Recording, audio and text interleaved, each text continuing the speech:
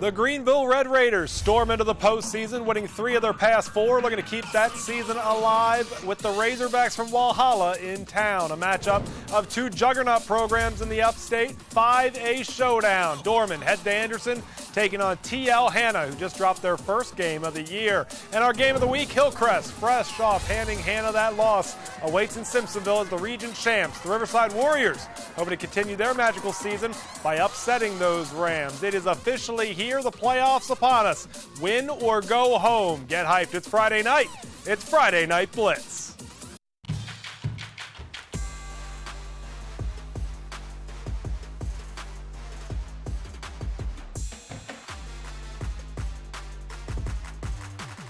Brought to you by Sparrow Financial, Toyota of Greer, Ingalls and Marty Wright Home Sales of Anderson. And welcome to Friday Night Blitz here on Fox Carolina. Hey there, I'm Aaron Cheslock. Thank you so much for joining us. We are officially in the postseason, the first week of the playoffs, and we have multiple upstate teams fighting for state titles. As we do every week, we begin with tonight's game of the week, heading to Hillcrest as they take on Riverside. All of our game of the week coverage this season sponsored by our good friends at Sparrow Financial. And of course, if we're talking about game of the week, we're talking to sports anchor Amanda Keene, who joins us from the sidelines in Simpsonville. And Amanda, this one sets up as a great one in Greenville County. Absolutely. Aaron, you'll remember at the beginning of the season, we were covering Riverside because they had had their best start in recent memory. They were absolutely on fire out of the gate, but then kind of have fizzled a little bit. On the other hand, we have Hillcrest, who has been the best team that they've been in a long time in these most recent weeks. But at the end of the day, with game 1 of the playoffs, no one has a winning record, no one has a losing record. They come into this game with 0, just trying to win 1. Riverside traveling to Hillcrest, and the Rams have been dominant as of late. Pick it up in the first drive of the game. Hillcrest 2nd and 2 on the 34. DJ Jones gets the pass around the 38 and manages to stay on his feet all the way to the house. 7-0 Hillcrest early on. Now on the kick after the touchdown, Caden Crosby for the Warriors fumbles it, and Hillcrest is able to recover the ball. They pick it up in excellent scoring position. Within a minute of their first score, they're in the end zone again as quarterback Bennett Judy keeps it himself. It's 14-0 home team. 5 minutes in the first quarter, same score. Riverside scores, gets on the board as Elijah Jones barrels into the end zone. It's 14-7. Hillcrest driving now. Bennett Judy's pass is picked off by Jacob Hartzog. Riverside is fired up as they get the ball back, but nothing comes of it as we enter the second quarter. Hillcrest driving as Logan Cauldron takes it, but gets stopped just short of the end zone, but that's okay. Bennett Judy punches it in. It's 21-7 Hillcrest. Can the Warriors find a way to battle back in this one, or will the Rams be too much? And Hillcrest not only holds on to the lead, but rolls out with this one, 56-24. I'm here with head coach Anthony Frey. Coach, what does this win mean for you and your team? Well, I think for the community, it's just awesome to see that they won this game. It's been since 2017 since we've had a home playoff game, and we won it, and that's awesome. You know, our community's fantastic, so it means a lot to the community and all the stakeholders, and I couldn't be happier for them. And 56 points in a playoff game, I mean, that's an astronomical number. Was that something you were expecting out of your offense? Our offense is pretty good. And we got a lot of playmakers. We have great coaches over there.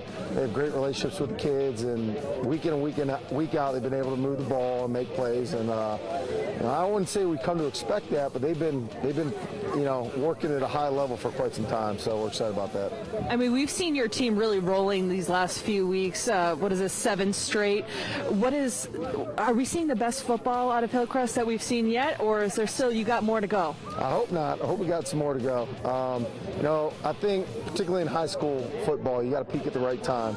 And, I hope we're peaking at the right time. I feel like our kids are excited to be here. And a lot of times the team that wants to be there the most is the one that keeps advancing.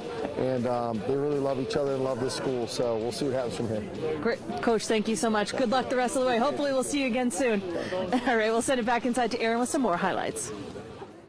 All right, Amanda, thank you so much. Big congratulations to the Hillcrest Rams. And again, congratulations to Riverside on a fantastic season. Much more to get to, including a big matchup at TL Hanna. The Yellow Jackets ended the regular season with an uncharacteristic loss against Hillcrest tonight. They're looking to right the ship, but even with home field advantage, they face quite the challenge in hosting Dorman, the Cavaliers. More losses than you'd expect given their recent dominance, but it's no secret they're still one of the top teams in 5A. TL Hanna went all the way to the title game last year. This year, they want to win it all. First quarter, Hanna with the ball at 2nd and goal. Jay Dillard hands off to Cameron Johnson, gets into the end zone. Yellow Jackets strike first, 7-0 mid-first. Later in the second now, same score. Cavs 1st and 15 on the 41. Hudson Talley fires it and finds Kendall Norman.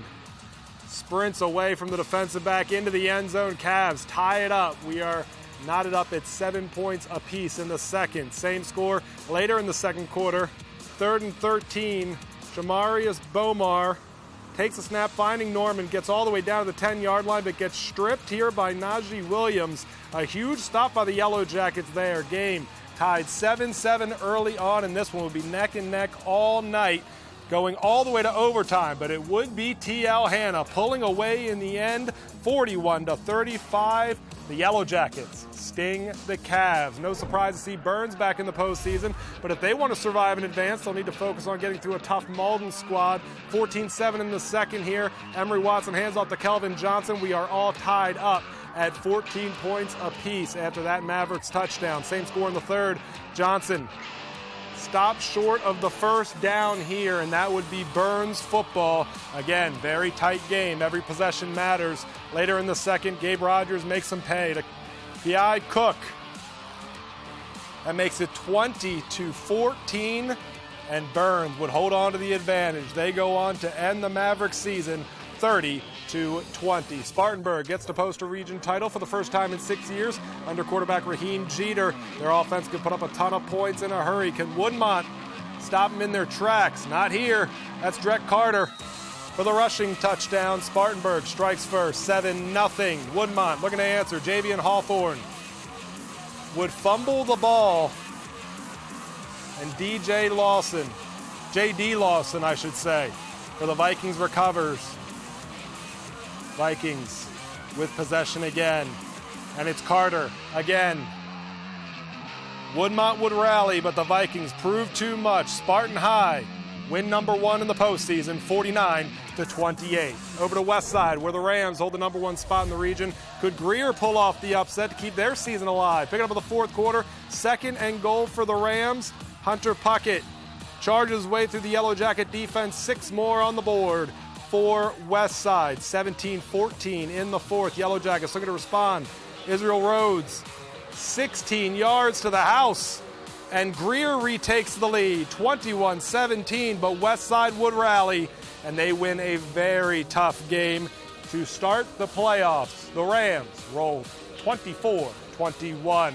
How about Lawrence? That offense looked dynamic in their last matchup against Greer. They're going to keep that same energy against Easley tonight. Picking up the first quarter, it's the Green Wave finding the end zone. A.J. Brown to Ethan Swan, 6-0 easily. Later in the first, James Rawle to Jaden McGowan, 7-6 Raiders. A little bit later, Rawle to Jay Pulley. And this would make it 14-7. Lawrence in the lead. 21-6 Lawrence now. Rawle to Pulley again. And Pulley goes 89 yards, sprinting past everyone else on the field.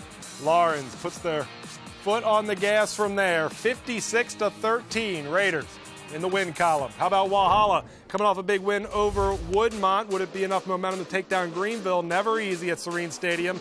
Razorbacks get first crack at it. 2nd and long, Bryce Payne off the receiver's hands, and Ashton Whitner, great body control and takes it into Razorbacks territory. And you can't give the Red Raiders extra opportunities because Greenville will capitalize, and they do just that. Jaden Pepper from 6 yards out Greenville goes ahead 7-0. Multiple penalties by the Razorbacks offense early on. Walhalla going for it on 4th and long here in Payne.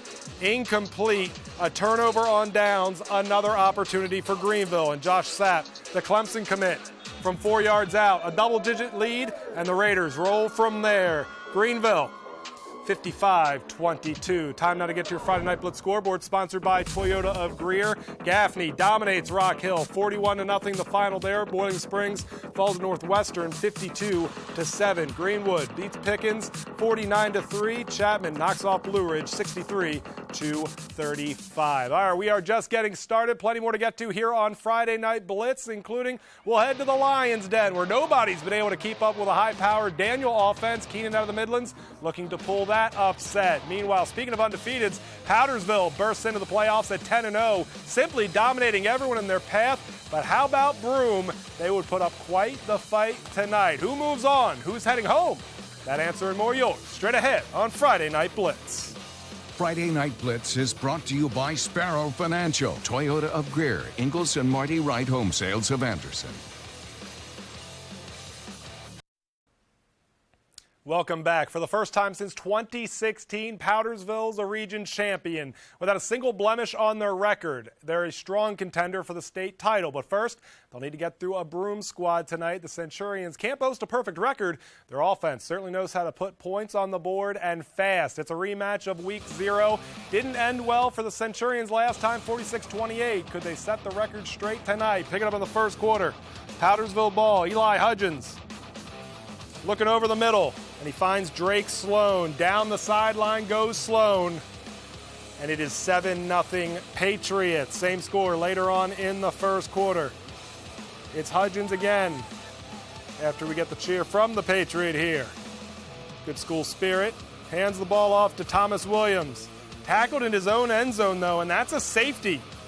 So Broome on the board, 7-2. Second quarter. 10-2 now, Powdersville. Noah Quinn hands off to Jameer Dewberry. Up the middle. Into the end zone. It's 10-8 at this point. Same score later in the second. Hudgens. Back to Drake Sloan. Runs over a defender.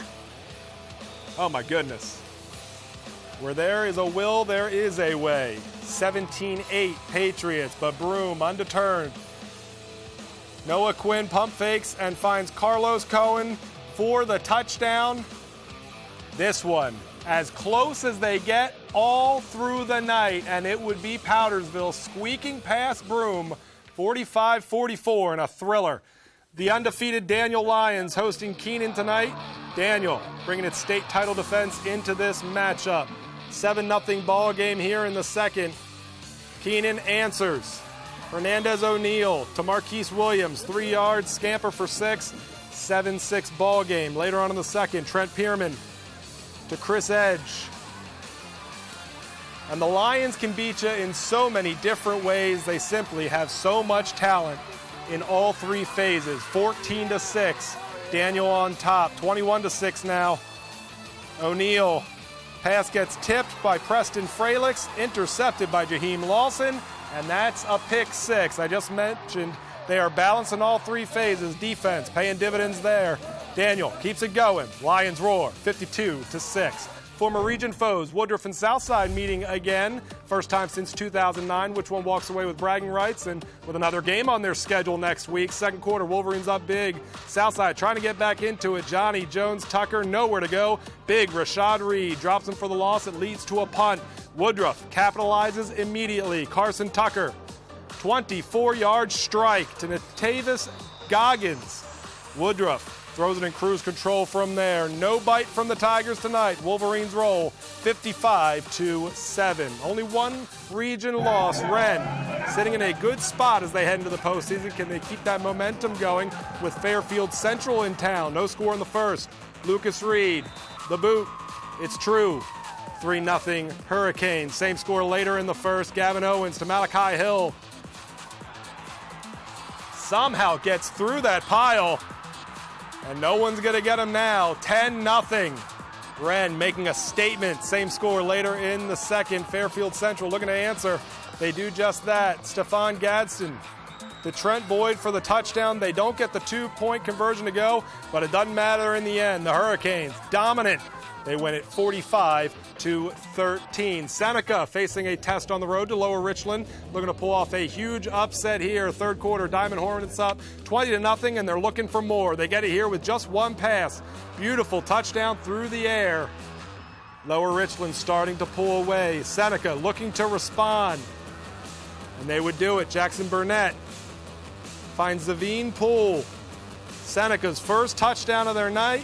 And it's the only touchdown of the night. Too much Lower Richland. They knock off Seneca 27-7. Back now to your Friday Night Blitz scoreboard, sponsored by Toyota of Greer. Clinton, big-time winners over Palmetto, 77-14. Abbeville blanks Blacksburg, 41-0. BHP falls to Chester, 42-28. Time now for our play of the week, sponsored by Marty Wright Home Sales. And it comes from the Lawrence Raiders. James Rawls slinging it out to Jay Pulley. Pulley pulls away from the defense, 89 yards when it's all said and done. And really, this is the play that put this game out of reach. A 3-score advantage, and the Raiders would roll from there, 56-13. Now our Spirit of the Week, sponsored by Ingles. Our own Kendra Kent got a chance to meet a player from the Clinton squad. She has more on his message to his teammates. For our Friday Night Blitz Spirit of the Week, we have a football player tonight, Peyton Pitts from Clinton High School. Thank you so much for being with us. Yes, ma'am. Thank you for having me. Well, tell us a little bit about the position you play and your role at Clinton High. Okay, so I'm a 3-year starter for Clinton. I play left tackle on the offensive line. And I think we're doing pretty good this year with the program. We're 8-1 right now. Well, that's obviously very exciting, so it gets folks really fired up. Tell us about the spirit, especially when it comes to the football team. Yeah, man. I mean, the student section especially is like very, very energetic every Friday night. I really appreciate them coming out there and showing out. And it's not just the student section. I feel like everybody in the stands is always on their feet having a good time, so I really appreciate them for that. Yeah, I could see that. And, you know, as a senior, I know you've really created a bond with your teammates. If you could get them all together and give them some motivational words against some of the big opponents you have left this season, what would you say to them? You know, we got to go out there and finish. We got to finish what we started. This is a big redemption year for us, considering last year we were 3-3. So I tell them we got to go out there and finish what we started. Well, that's fantastic. What a year it's been. Thank you so much, Peyton, for being with us and for being our Spirit of the Week. Yes, ma'am. Thank you for having me. Kendra, thank you so much. Congratulations to Clinton High on a big win tonight. Best of luck as the playoffs continue. Meanwhile, Friday Night Blitz continues with an all-upstate 2A matchup coming up. 96 makes the long trip from Wildcat Country over to Greenville. Their sights set on taking down St. Joe's. Could the Knights avoid saying goodnight on their season? That's just after the break. Time now to give a shout out to our student athletes as they get ready to graduate. Noah McKinney plays football for Burns High. His family tells us he plans to take his skills to the collegiate level and already has an offer to play at Presbyterian. His family says he always puts a smile on the faces of his friends and teammates. Best of luck to Noah. You can nominate your senior student athlete to be featured during Friday Night Blitz. Just head over to foxcarolina.com. We're back after this. Welcome back to Friday Night Blitz. St. Joe's already with a memorable season, a region title, winners of 4 of the past 5. Now looking to make even more history for this program. They begin the playoffs.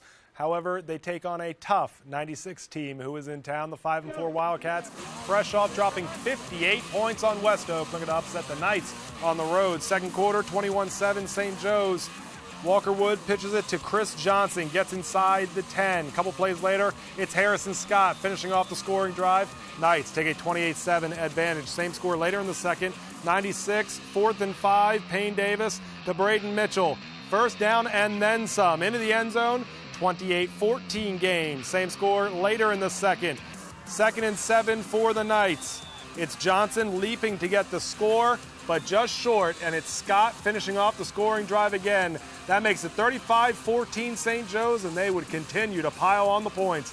Knights win in their playoff opener, 62-21. Christchurch hoping to rebound from a tough loss to Abbeville. Can they knock off Batesburg-Leesville at home? No score in the first. Cavs ball, Deshaun Reeder. working his way to the outside, but he would lose the football, and it's recovered by just Stephen Witt for Batesburg-Leesville. Score, still scoreless. Later in the first, Woods Wynnum to B.J. Atkins at the 17-yard line. First down, and the Cavs are in business. Later on in the drive, first and goal at the 4, Reeder pushing his way into the end zone, but he's fumble again. And Batesburg-Leesville, another big opportunity, but Christchurch puts it all together on offense, and they run past Batesburg-Leesville 38-7. Cavs move on. Time now to get back to your Friday Night Blitz scoreboard, sponsored by Toyota of Greer. Crescent all over Chesney, 68-35. Newberry pounds Landrum, 43-7. Southside Christian blanks Williston Elko. Ware Shoals falls to McBee, 62-14. And Great Falls knocks off Dixie, 28-21. Time now to get back out to Amanda Keene, joining us live from the sidelines of our game of the week. The Hillcrest Rams knock off Riverside. Amanda, so many storylines coming out of this game. Hillcrest continues to roll. Riverside, a fantastic season, comes to a tough end.